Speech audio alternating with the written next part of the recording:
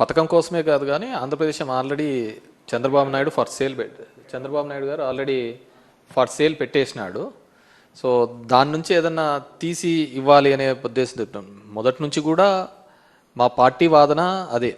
మేము దగ్గర every year ఈ పథకాలు ఈ సంక్షేమ కార్యక్రమాలు అమలు చేయాలి అంటే 70,000 కోట్ల దాకా అవుతుంది.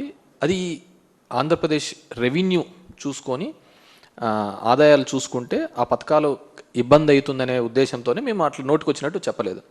చంద్రబాబు నాయుడు గారు నోటికొచ్చినట్టు చెప్పి ఈరోజు ఎప్పుడైతే హామీలు అమలు చేయాలనుకున్నప్పుడు వచ్చేకల్లా రాష్ట్రాన్ని అమ్మేయాలా, ఇది అమ్మేయాలా అనేది చెప్తున్నాడు. ఆల్రెడీ ఆంధ్రప్రదేశ్ రాష్ట్రాన్ని చంద్రబాబు నాయుడు తెలుగుదేశం పార్టీ కూటమి ప్రభుత్వం ఫార్ సేల్ పెట్టేసింది.